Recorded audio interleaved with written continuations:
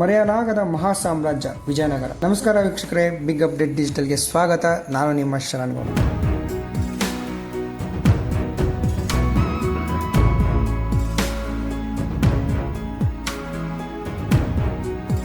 ಕನ್ನಡಿಗರ ಹೆಮ್ಮೆ, ಇತಿಹಾಸದ ಅದ್ಭುತ, ಪ್ರವಾಸಿಗರ ಕನಸು.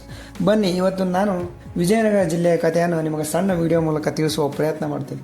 ಕರ್ನಾಟಕದ 31ನೇ ಜಿಲ್ಲೆ ಈ ವಿಜಯನಗರ. ಒಂದು ಕಾಲದಲ್ಲಿ ಬಳ್ಳಾರಿಯ ಅವಿಭಾಜ್ಯ ಅಂಗವಾಗಿದ್ದ ವಿಜಯನಗರ ಅಂದಿನ ಶಾಸಕರಾದ ಶ್ರೀಯುತ ಆನಂದ್ ಸಿಂಗ್ ಅವರ ಸತತ ಹೋರಾಟ ಹಾಗೂ ಶ್ರಮದ ಫಲದಿಂದ 2020ರಲ್ಲಿ ಬಳ್ಳಾರಿಯಿಂದ ಬೇರ್ಪಟ್ಟು 2021ರ ಅಕ್ಟೋಬರ್ನಲ್ಲಿ ಹೊಸಪೇಟೆಯನ್ನ ಕೇಂದ್ರವನ್ನಾಗಿಸಿಕೊಂಡ ಸ್ಥಾಪನೆಯಾದ ಜಿಲ್ಲೆ.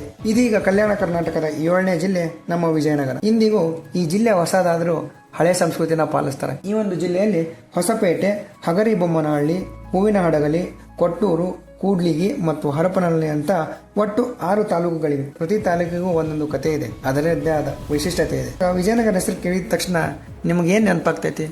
ಆಬ್ವಿಯಸ್ಲಿ ಹಂಪಿಯ ವೈಭವನ ಅನಿಸ್ತೈತಿ. ಹಂಪಿ ಕೇವಲ ಒಂದು ಊರಲ್ಲ, ಕಲ್ಲಿನಲ್ಲಿ ಬರೆದ ಇತಿಹಾಸ. ಇಲ್ಲಿನ ಮೂಲ ವಿರೂಪಾಕ್ಷ ದೇವಾಲಯದಲ್ಲಿ ಇಂದಿಗೂ ಪೂಜೆ ನಡೆಯುತ್ತದೆ. ಅದೇ ಸಾರಿ ಹೇಳುತ್ತಾ 1000 ವರ್ಷ ಶೈವ ಪ್ರೀತಿಯ ಸಂಕೇತವನ್ನು. ವಿಜಯ ವಿಠ್ಠಲ ದೇವಾಲಯದಲ್ಲಿರುವ ಸಂಗೀತ ಗಮನವನ್ನು ಬಾರಿಸಿದಾಗ ಮೂಡುವ ನಾದ ಇಂದಿಗೂ ವಿಜ್ಞಾನಿಗಳಿಗೆ ಅಚ್ಚರಿ. ಮಹಾನವಮಿ ದಿಬ್ಬ, ಕಮಲ ಮಹಲ್, ಸಾಸುವೆ ಕಾಳು ಗಣಪತಿ, ಕಡಲೆಕಾಳು ಗಣಪತಿ ಹಾಗೂ ಉಗ್ರ ನರಸಿಂಹನಂತಹ 100 ಶಿಲ್ಪ ಕಲೆಗಳನ್ನು ನಾವಿಲ್ಲಿ ಕಾಣಬಹುದಾಗಿದೆ. ಇಲ್ಲಿನ ಪ್ರತಿಯೊಂದು ಶಿಲ್ಪಕ್ಕೂ ಅದರದ್ದೇ ಆದ ಒಂದು ಕಥೆ ಇದೆ. ಇದರ ಕುರಿತಾಗಿ ಮತ್ತಷ್ಟು ಮಾಹಿತಿಯನ್ನು ಮುಂದಿನ ವಿಡಿಯೋದಲ್ಲಿ ತಿಳಿದುಕೊಳ್ಳೋಣ.